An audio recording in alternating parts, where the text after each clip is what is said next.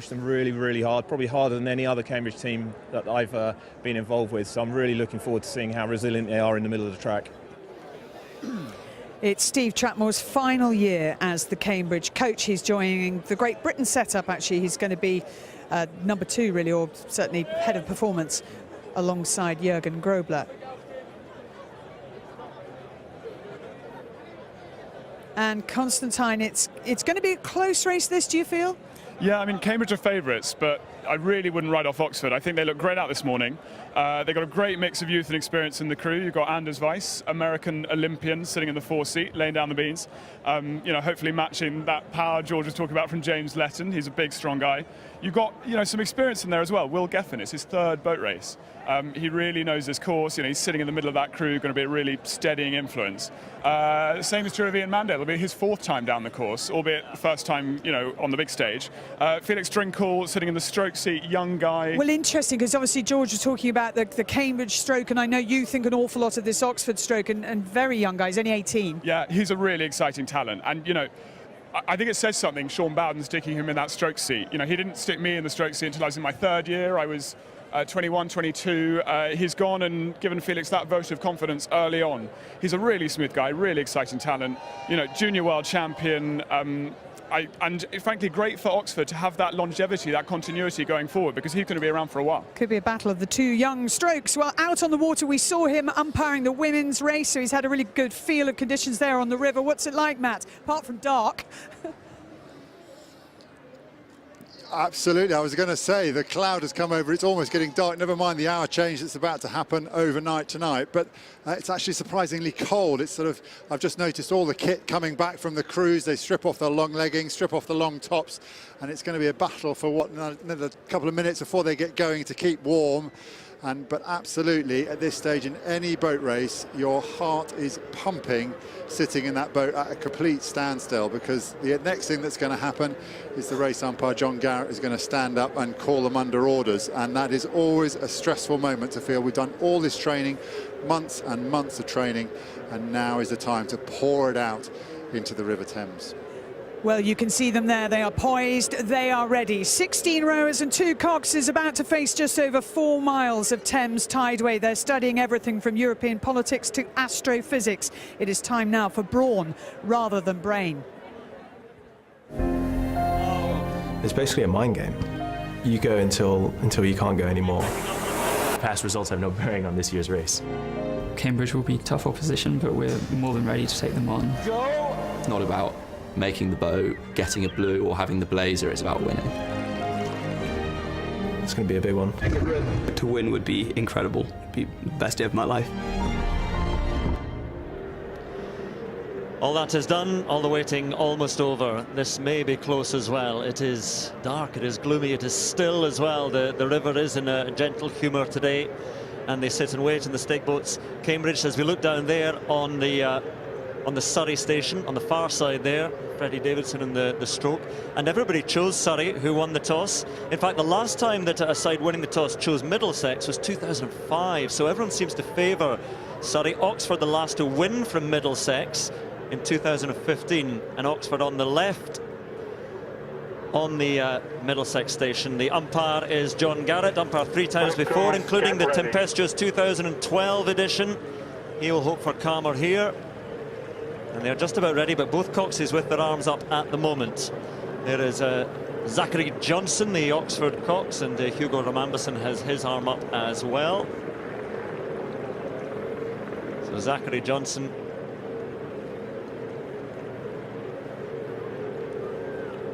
Oxford, Cambridge. Still waiting. Still. Cox is unhappy again. The stream coming in so strongly now, just about half an hour before high tide. You can see the water moving past the oars, but both coxes just waiting so their boats are in aiming on the right line as much as anything else, because they tend to splay and move about a little bit. So Zach Thomas Johnson is happy, Ramamberson not so, and it is much darker than you see there, courtesy of our cameras. The start is so important. And John Garrett will just hope that that arm goes down, which it has now, but Ramamberson puts his up. Just a little look across. Oh, such nervous moments, Tom. Yeah, Well, just as we bring you in, they go, and a release of all that waiting and all that adrenaline now. And we listen to the noise from the Coxies and the noise from the spectators on the bank, and they have to go. It's a sprint at the start of 4 1/4 miles, and then they'll settle down after that. But it has to be a sprint, but also a controlled effort. Nothing really between the two crews at the moment. But this start, this is the building block for the rest of the race. So who gets off to the better start? Punchy first few strokes from Oxford there, but now Cambridge just looking like they're lengthening out, getting into a little bit more of a rhythm, just starting to sneak a couple of seats on Oxford there. Yeah, and I think with Oxford, a couple of seats down, you don't want to be looking out. You want to be focused on just looking at the person in front of you, making sure you get into a rhythm. It's very easy if you're just down off the start to think, all right, I've got to keep the rate high, got to keep racing it, but you've got to establish a rhythm in the first stages of the race, after the first minute or so. As it is, or as it was with the women's race, Oxford on the Middlesex station, so they will have the initial advantage, about a quarter of a length advantage that the Ben Drown Craven Cottage gives you. But, and even though we look at a little bit of a camera angle there, we look out of our window in our commentary box, and Cambridge certainly has sneaked a couple of seats. They are moving a third of a length up at the moment, so a very, very strong start by the Light Blues. So Oxford look like they're still taking a couple of strokes per minute more than the Cambridge crew, but both crews now will be looking to get into a good, strong, sustainable rhythm, like you say, Andrew, as Oxford get that first bend. Tom, this is what Steve Trampmore has talked about, the transition from the start up over 40 strokes a minute down to that 35 strokes or so a minute. That's so important as well, to get into that regular rhythm. Yeah, exactly. And you had a good shot of the Cambridge crew there, and you just saw their faces nice and relaxed, not overstraining it. You can see they'd settled, and actually I think they look, I'm not going to say comfortable, but you can see that they're connected well. They look quite relaxed. They're trying to push down their power, and it looks like it's good timing. You see the flag struck out by John Garrett. He's telling Cambridge to move across back a little bit to their Surrey station, and they've come across. And that's not their water to contest at the moment. They're almost a length clear, but they can't claim that water yet. So John Garrett is just telling them to move a little bit back towards the left, which they do now, but they have a handsome lead as it stands. They do, and you can see already that Hugo's trying to take that advantage of just being ahead. He's getting warned again, but this is very early. It's very close to be trying to move ahead, and particularly in an early stage of a race. It's a bit of a gamble for Hugo to try and move across. Yeah, you can hear the umpire, John Garrett, there really aggressively warning that Cambridge crew. And like you said, Tom, that's quite a big move for Cambridge there. And with such a lead already, is it necessary to make a move that is that aggressive? And suddenly, look at the puddles coming down you saw there from the Cambridge boat to the oars of Oxford as well, which doesn't help things. But Freddie Davidson, this talent, they're technically perfect, said George Nash in the stroke seat. And now John Garrett warning Oxford that they have to move back into their own water, but there's clear water between the two crews. So what a start this is from Cambridge. We certainly knew that Cambridge were going to start the favourites, but this, Matt Pinsent down in the water, this has been an almighty powerful start by Cambridge. 10 strokes pressing on in this rhythm. On the next, ready. So at this moment, all I'm thinking about is how aggressive and clinical the Cambridge coxswain Hugo Ramamberson has done to shut the door so quickly on the Oxford crew. They were about a length and a quarter and being warned, and he moved over. And what that does is it gives your crew a fantastic sight of your opposition, because they're clearly behind you, but it also sends water down, dirty water, bumpy water down on the crew behind, which makes that doubly difficult for the Oxford crew to manage.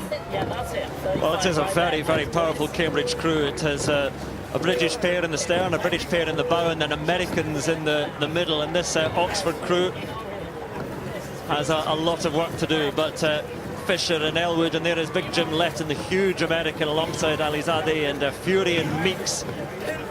And then Rob Hearn, Glasgow-born, Australian-raised, and Freddie Davidson, that stroke with Ramamberson, the experienced Cox. And at the moment, well, they are, if not quite as well, I suppose at this stage, this is even better for Cambridge than it was in the women's race. This is a hugely impressive start by Cambridge, because we didn't expect it to be, it's very rarely in modern times, this much of a lead at this stage in the race. No, and I think what we saw in the fixtures, particularly, both crews against similar opposition actually performed very similarly. So it's quite surprising to see this gap. So, Oxford has still got that speed and they've got into that rhythm. They don't look chased. They're still in their pattern. They're doing their thing. So they're obviously maintaining their pace. It's a question of how much effort Cambridge are now putting in. Is it too much? Is it too much earlier on? They're very aggressive. They could be putting down a lot of power too early. And the question is how much of Oxford actually got in reserve, keep their pace up and keep chasing Cambridge down. Well, that's why we thought, as you mentioned there, that's why we thought it might be a little bit closer because of those races which they both had against Oxford Brookes and both lost narrowly and both beat the University of London. So we expected, those are usually a good guide how they do in their races against the clubs and against other universities. But again, we look down from on high and the flotilla following close behind. But a very, very commanding lead for Cambridge at the moment. And again, the efforts now that the Oxford cox, Zachary Thomas-Johnson, has to try and put in, conducting his rather discordant orchestra at the moment. But again, it's to try and convince your crew that the lead is not quite that big, because the crew doesn't know, so you could just say getting back there or whatever. It's just commands to try and convince them that they have a good chance here still. Yeah, and I think certainly for the Oxford boat, at this stage in the race, 4 or 5 minutes in, you would hope you'd still be side by side, and that's how you've been thinking in your preparation and build-up. But now, particularly this is the importance of the cox. What are they saying to the crew now to focus in, to make sure that they're still maximising their pattern, putting down the right stroke so they're still in touch. Given what we're saying about the fixtures, they were evenly matched, so they've got to be a hope that Cambridge has overdone it, overcooked it, and that Oxford has got to dig deep and make sure that they keep pushing on to get that chance to come back later. It's Klaas Mertens in the bow seat, the German lightweight, and Bas Ragusis and Will Cahill, the South African, Anders Weiss, the American, Will Geffen, Benedict Alders, the late replacement for Josh Bugajski, and then Ian Mandale, the president.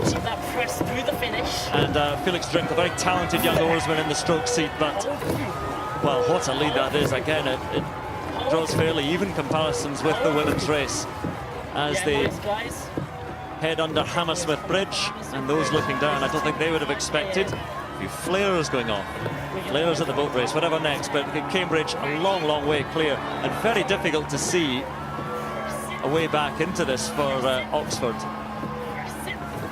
I think once you have that kind of lead in a one-on-one race, you really know that you can sit there and you can respond to what the crew behind you is doing, and that does give you a huge, huge advantage. And that's exactly what Cambridge will be doing now. They will be watching that Oxford crew, and they will know that they can respond if Oxford start to move on them. Come in once again, Matt Pinson down on the water. I think what's happening now, obviously, is Cambridge are able to develop their technique. They're able to relax into the race. They've got a fantastic view, not only of their opposition, but all the people, Hammersmith Bridge behind them, and that comfortable, that massive margin that's opening, that yawning gap that's opening between them and the Oxford crew. For the Oxford crew, obviously, as you've been talking about, it's very difficult for them in the crew to judge the gap. And it's so difficult to row your best when you're rowing in that bumpy water and you're chasing down this one other crew that's so comfortably ahead. Yeah, you've got a really good picture of Cambridge there. Just really good pattern, really relaxed face, and Freddie Davidson in the stroke seat, just moving really seamlessly. And that's a really good sign of a crew that's got their pattern, their timing together, and actually looks almost effortless. There's still a lot of work going down. You look at the guys in the middle, the engine room, definitely working hard, and you can see a few calls. They're moving that down to the stern, keep the energy going. But yeah, it's just well timed. You can see where the blades turn up into the water, nice quick catch, just press it through. Good rowing. You can see now, looking at that Cambridge crew, they know they're sitting ahead, but how much they want to lead and how much they want to build that lead. And it is an interesting thing to see this rivalry here, and one that was described by James Letton in the Cambridge crew. A fierce rivalry, but one that's predicated on decorum and respect, which is incredibly important. Both these teams go through the same thing. They're both trying to fit in their studies with this training, and you know you have to respect your opposition, but at the same time, when you're out there, you want to win by as much as you possibly can. Well, coming down now into the stretch of Chiswick Reach, there's a little bit of a strait in the river past Chiswick 8, the island which will appear to the right-hand side of the picture. And again, Cambridge can look down on their opponents so far behind, and as we've been talking about, that gives you a real boost in that boat.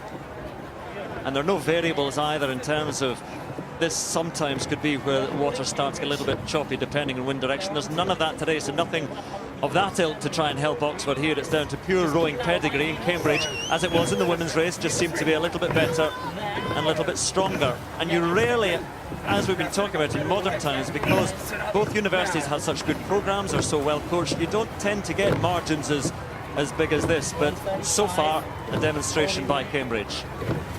Yeah, and I think you're right that both programs are world-class in terms of physiology, in terms of over the season, the technical application for the coaching teams. So, you know, this is just, I think, testament to particularly what Steve Trapmore's built over the last 8 years. You know, it's his program in terms of physiology, in terms of the clinicalness that he wants to deliver to his crews. And you're seeing this right now in this Cambridge boat, looking fantastic. This is, I'm sure, exactly how he wants them to row. But can't be complacent. This is still the middle part of the race, and it's a long race. We've only got halfway to go. So the power that these guys are putting on, they've got to be consistent right the way through to the end. Well, we have GPS on the two crews. It does show that Oxford are moving slightly more quickly, but again, whether that technology is exactly spot on, we do not know. But well, they're going to have to move more quickly to close that gap. It's a mill pond out there in the Thames as well, very, very flat. So Oxford still trying to dig in and close that gap. And Cambridge will have spent a lot of energy in that effort to build that lead. But again, as you were saying, Zoe, when you can see the lead you have, that will help to ease the effort you've made and give you a little bit more energy. I think it certainly gives you that psychological advantage and allows you, as I said, to respond much quicker to what your opposition are doing. Right, down to Matt Pinsent once again. Anyway, back into this for Oxford now, Matt. I can't see it. I can't see it. I mean, obviously, we're talking about the gap, this yawning gap that's opening between the two crews. But the other thing, as you've been picking up, is how nicely Cambridge are rowing, how beautiful their blade work is. That's looking almost indestructible. Whereas Oxford now, understandably enough, as the minutes go by, you get more and more tired. You begin to get more and more dispirited. It's very difficult to row your best when you're this far behind. I'm also noticing, I don't know whether you can see, there's something in the water just ahead of the Oxford boat here, and they've just cleared it. I don't know what that is. That's a log in the water or a plastic bag or something, but they've cleared it. It's a bit of an umpire's nightmare, that situation, but gladly they've got clear of it. And still that lead remains, well, just about the same. It is sizable for Cambridge.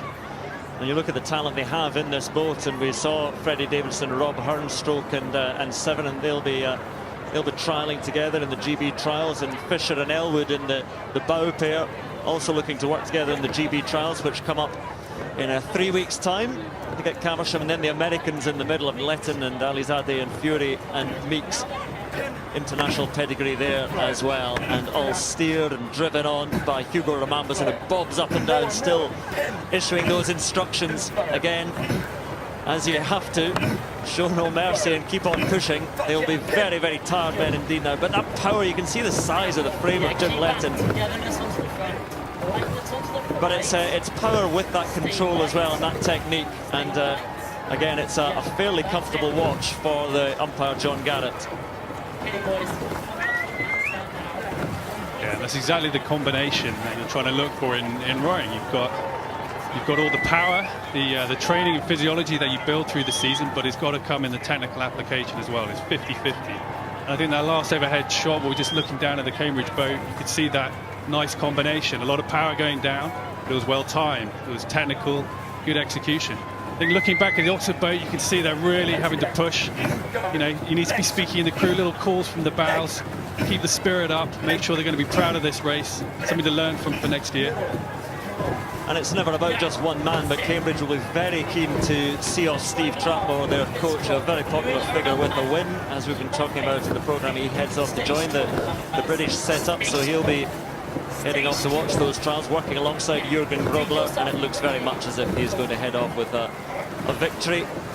He arrived in 2011, and it took a while for Steve Trapmore to build the programme and get people working the way he wanted, and he leaves a good legacy at Cambridge. Cambridge are in very, very good shape, and you do see this with Oxford and Cambridge. You have little empires that are built, and they go on runs of success.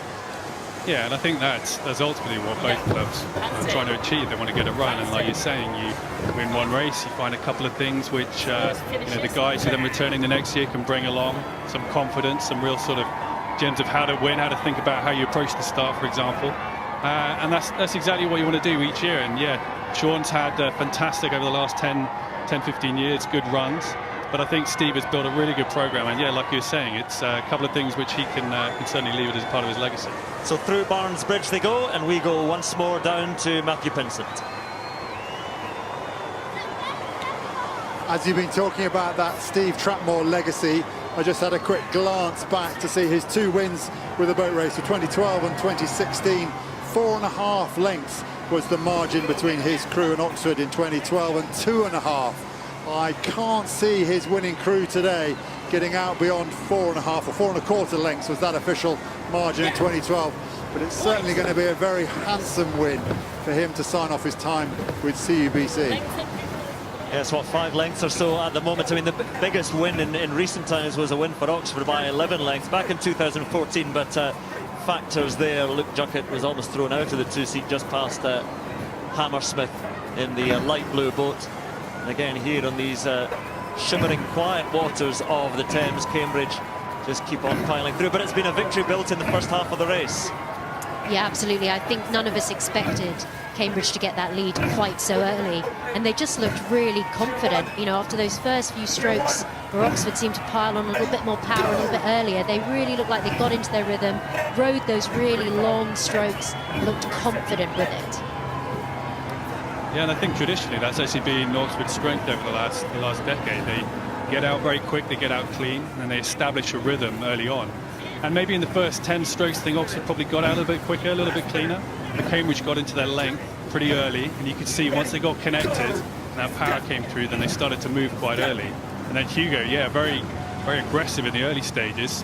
You know, one could argue perhaps taking a bit of a necessary risk in those stages, but that's obviously paid off. He got the wash under the Oxford boat, and then Cambridge able to push off of that. They must have done a big push, try and break the crew early on, and then they've just been able to extend that rhythm. They extend that rowing to a really good rhythm.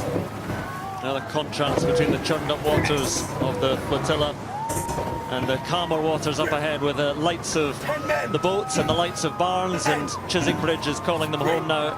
Well, the lead hasn't stretched anymore in the last few moments. That's the best you can say for Oxford. They have dug in and they have kept in there. It remains sort of 5 lengths or so, but Cambridge are heading for victory once again. Past the brewery they come, and into the final moments of this race.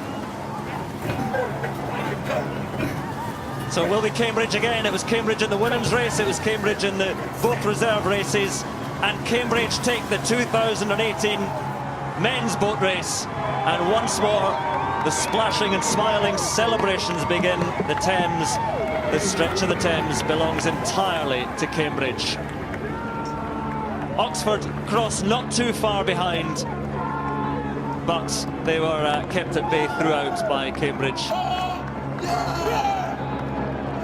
And the effort is clear, but once more, well, it's just a race between universities, but it sums up sport. It is that the two sides of sport, the two faces, and the joy and the despair. And so many have sat, as they do now, in the echoes under Chiswick Bridge. And there is always one side that has everything and one which has nothing. And this year, Cambridge, in the men's, in the women's, in the reserve races, well, it's been all Cambridge today. And as Tom will also know, the feeling of the win and the feeling of the loss, both something that you never forget. The sizable figure of Jim Letton standing up to rock the boat. It's interesting looking back on the race early on when Cambridge, they got just a length up, and then Hugo there in the picture was moved over quite soon, and that's quite a it is a risk, because if you look at how both crews have been faring up in the fixtures, they have been very even. Now there's also a question, the Oxford boat was a different combination, and I think you know, there's probably going to be a question mark about their last change. They didn't necessarily have some time to, you know, to properly race and prepare. So I'm sure there's going to be a bit of discussion in the Oxford crew afterwards around, some of those decisions. But from the Cambridge point of view, absolutely clinical, really good rowing right from the beginning, and took that early risk, which was definitely a risk to take.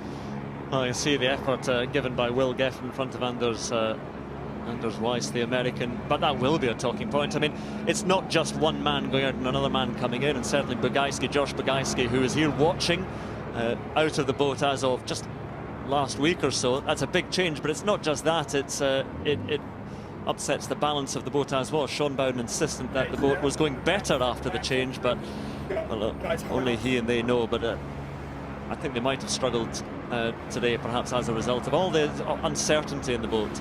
I think Oxford, one thing that they've always done well in the club is actually to really keep momentum in the boat regardless of who's in it. So if there's been an illness or an injury, they really focus on keeping the boat trucking forward. But like you say, maybe it was just a little bit too much so late on before the race for them. And you saw there the reserve Cambridge crew, the Goldie crew, who won the men's reserve race, and Blondie won the women's reserve race. And last week at Dorney it was, not Henley because of flooding at Henley, Cambridge won the 2 lightweight races as well. And Rob Hearn is thinking about swimming to shore. And everything, all the fatigue slips away now, or must do now, when you're the winning crew. And for Oxford, they'll have the weight of the world on their shoulders as they come in, thoughts of what might have been, because all they can do is look at the first boat to land, the winners. No matter what side you are, it's hard not to smile a little bit when you see the joy on these guys' faces here. They've all worked so hard for this, and this is just the release and the relief, having crossed the line first. Well, Tom, as a man who's been on both sides, perhaps you can explain it better than most. Yeah, I've definitely been on both sides, and the loss is really hard felt because it's 6-7 months, really intense. You get to know the guys in your boat incredibly well, and you build up this belief that it's your time to win, and you really believe it, and you can see it there on the guys' faces. I certainly have complete empathy. I know that feeling, unfortunately, a number of times. But my last year in 2007, the feeling was overturned, and it just. The emotion you can see with these guys is just release. It's relief that the day's gone well and it's your story that's worked. Well, how close it's been over the years. That's now Cambridge with 83 wins to 80 for Oxford. As mentioned, they have all the wins now after winning all the races.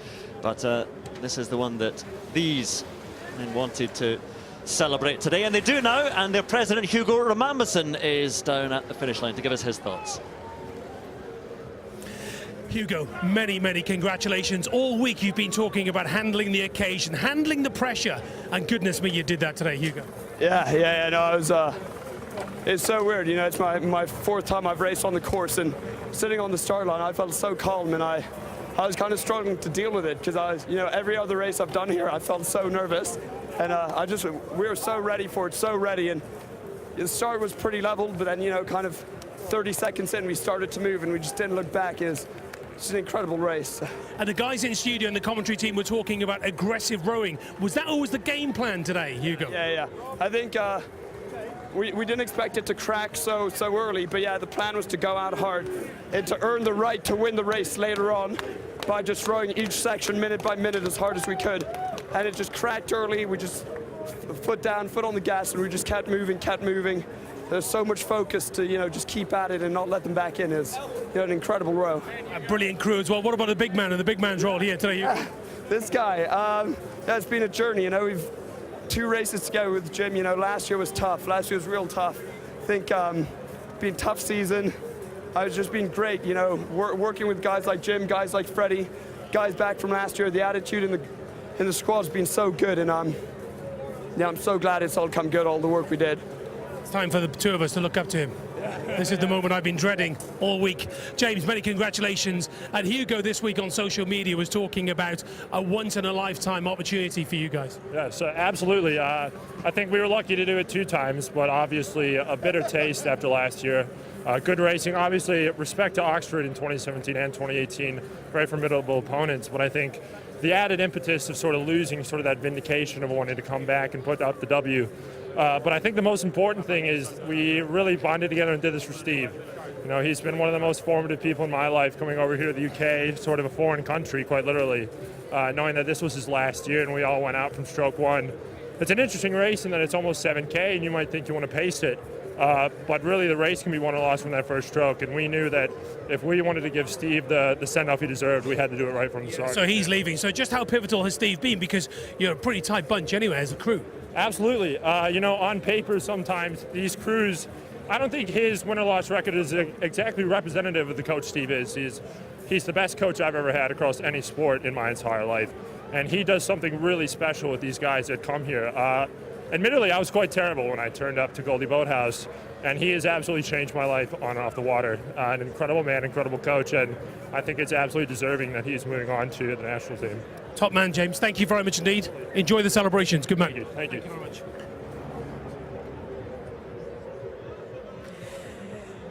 Great stuff from the Cambridge crew. Their second win in the last 3 years, but only their 7th this millennium. And as they were saying there, they pushed hard right from the start. They kept up that momentum, and in the end, they won by round about 10 seconds. And Hugo Remamberson kept his voice up, kept pushing them the whole way there. Look at him in victory. And George, you were correct in your assessment that this was the dominant crew out there. Those scenes there are fantastic. That really is a pure form of ecstasy that they're feeling now. That is a fantastic feeling, crossing that line first after those 6 months, just living every minute of your life for that one moment. And I always think this is the dodgiest moment of the lot, when people start standing up in a very, very narrow boat. It's very tricky. It's a brave thing to do. But no, I think the race was decided early, wasn't it? And Hugo took a bit of a gamble, but it paid off. Oh, there we go. Rob Hearn jumping in, living up to his reputation as the joker of the pack there. Absolutely loving it. Oh, what scenes, what scenes. Absolutely. I thought also notable in those interviews how much they were paying tribute to Steve Trapmore, how much they wanted to do it for him in his final year. So let's hear from the coach who is soon to leave Cambridge to join the Great Britain setup. Steve is now with Matt. Steve Trapmore, you were just indicating a weight off your shoulders. Yeah, no, indeed. It's been a long year, You know, we've been every year we obviously review what we've done in the previous year and try and make it better for the next year. And you know, this year being particularly for me, being my last year in Cambridge. You know, I really wanted the boys to do well today, and they stepped up, and I couldn't be more pleased. Was that as good as you've seen them row, somewhere in the top 3 or 4? Yeah, they just went out for it, and we've been working on that a lot and consolidating the rhythm in the middle of the race. But they just took it by the scruff of the neck on straight one, and bang, they were off. And I'm really proud of them. Did anything surprise you today? Not really. I'm just really pleased that they went and fulfilled their potential. You know, and in this race, so many things can go wrong, so many things can happen that are unexpected. You know, and we prepare ourselves for that stuff, and you never sort of expect it to be going, you know, to go so well straight off the bat. But it did right from the first stroke. You could just tell they were on the money, and no, it was brilliant. Really pleased. The Blue Boat won, your reserve boat won. You leave a boat club in very fine fettle. Yeah, no, I mean the Richard Chambers and Donald Leggett done a fantastic job with the Goldie boys. You know, the Blue Boat wouldn't be what they are without the Goldie guys, and the spares as well. You probably see them around here. They're helping out a lot as well. So for me, I'm so proud of the whole team. You know, all of the support around us as well. It's been fantastic. So this is a fantastic day of results for CUBC, and I'm really pleased. Well done. Look forward to seeing you in GB kit. Yeah, thank you.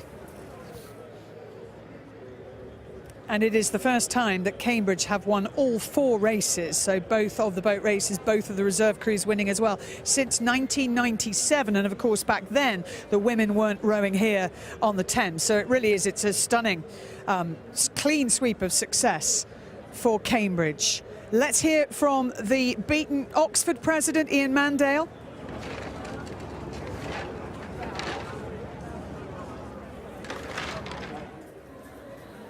Not an easy position to be in for you, standing here at the end of the race. How do you assess that performance? I mean, I haven't spoken to the guys. I actually think I think the guys did a really good job. It felt like the kind of rowing that we wanted, and I think Cambridge were just quite a good crew.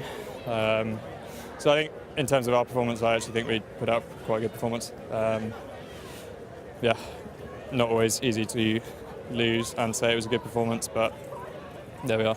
Lots of crew changes, obviously lots to be talked about in the media. Was that anything to do with what happened out there? I don't think so, no. I actually think it's a bit of a shame that that's the story of this year's boat race. I don't think that really will have affected what we were doing. And perhaps a little tribute perhaps to the Light Blues. They've had a dominant day.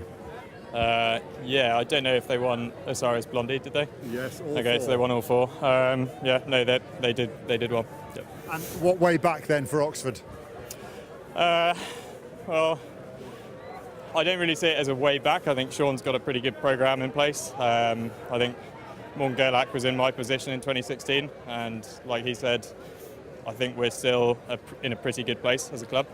I think next year they'll put out a pretty good boat. A lot of the guys returning from our crew are young guys with their best years ahead of them. So I think next year Sean will have a good amount of raw talent to work with.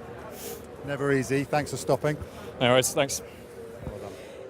Ian Mandale trying to be philosophical. They're refusing to blame anyone or anything, and certainly not wanting to point any fingers at Sean Bowden, who next year will be celebrating his 25th boat race. He's been a coach very successfully for Oxford. Before that also coached Cambridge. But let's have a look at this from the start. And Constantine, it was the start in many ways that won it for Cambridge. Well, I don't know that it was actually the start itself, but it was, yeah, of the first few strokes it looks pretty level, and then I think, to be honest, Cambridge's power comes through from about stroke kind of 15, 20 onwards. They're just moving at a higher base speed, and there's not much Oxford can do about it. It's not really worth their while at that stage to try throwing everything in, because they're already going 100%.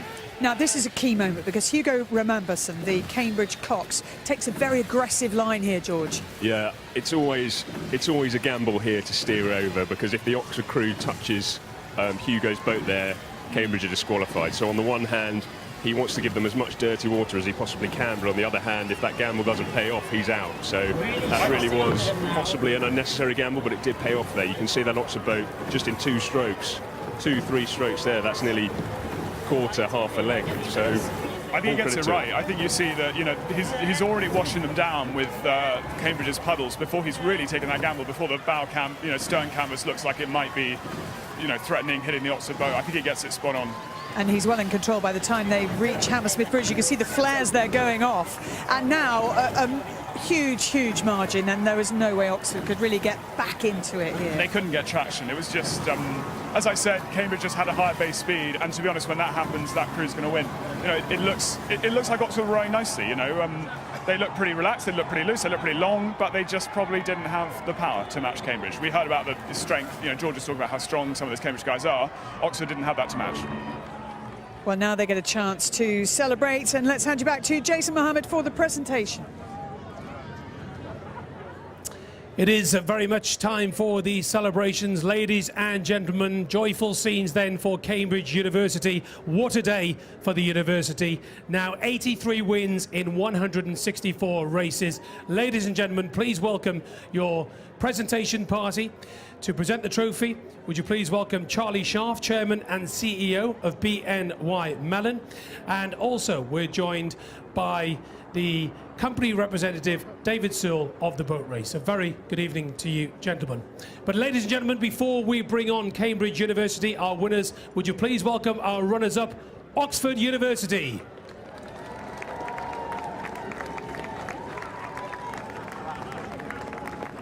Please give them a very big round of applause. Klaas Mertens,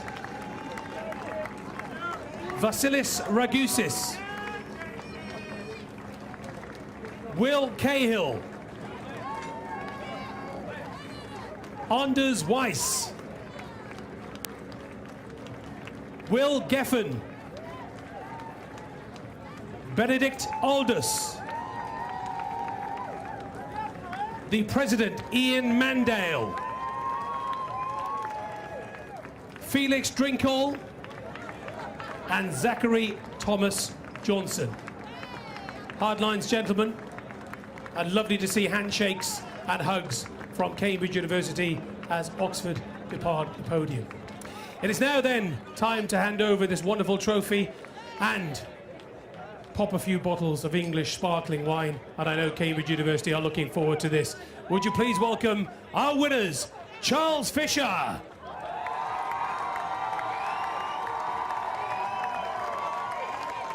Congratulations, Charles. Followed by Patrick Elwood.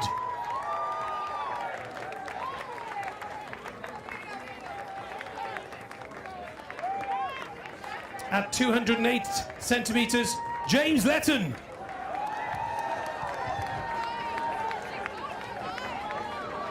Dara Alizadeh. Spencer Fury. Congratulations to Finn Meeks.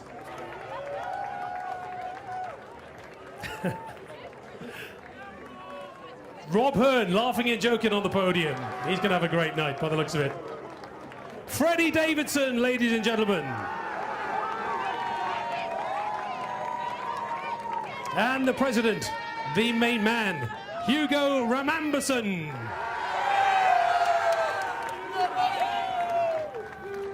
And Hugo, just before we give you the trophy and we get the English sparkling wine open as well, just a word for your supporters and your fans here who've travelled in their numbers to support you right along the River Thames this afternoon. Yeah, it's so loud the whole way down. I've done the race before, and I couldn't believe it. You know, the whole way down is just this incredible atmosphere. The guys in the boat, we're just all backing each other up. It's just such a privilege to compete here in front of all these people and to, you know, cap off an incredible 4 years with the team by, you know, winning with all of these great guys. Idiots they may be. They're idiots, huh? Yeah, you know. Successful idiots. Yeah, you know, we like to keep things lighthearted. Even in the warm-up, you know, Rob was laughing and joking, and you know, I was a bit stressed by it all. It's my last chance to get things right. But just everything we've done this year has been so much fun. It's been so lighthearted, and we've had a great journey and enjoyed every step of the way. So it's been a really special group to be a part of. And also, behind the cameras there, you might not be able to see this, but there's a big gang of people who are desperate for you to get the trophy up in the air. I think we should do this. Well done, Hugo. Yeah, wait, where's Steve? Where's Steve? Steve is around here somewhere. I think he's behind the cameras. Anyway, we need to get the trophy up and running. Yeah, sure. The guys want it. Thank you very much indeed. Well done. Hugo Ramamberson, ladies and gentlemen.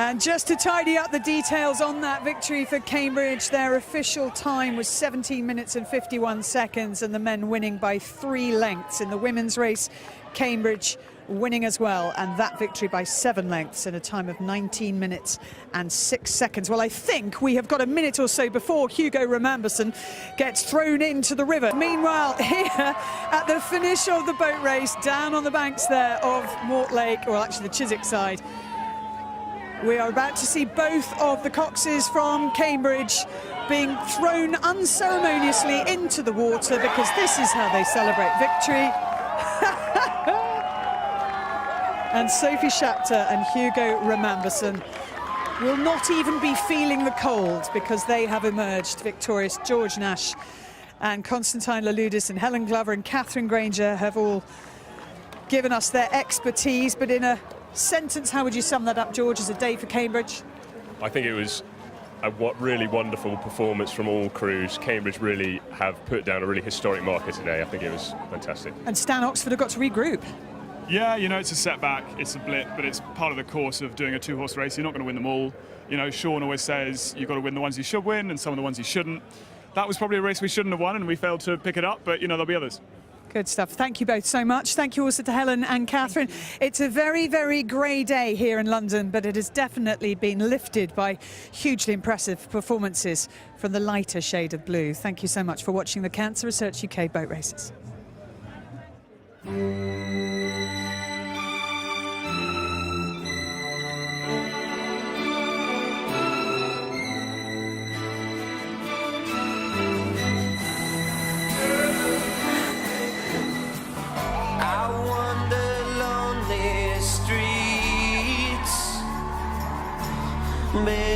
down where the old Thames does flow. In every man and every hand and every kiss, you understand that living is for other men.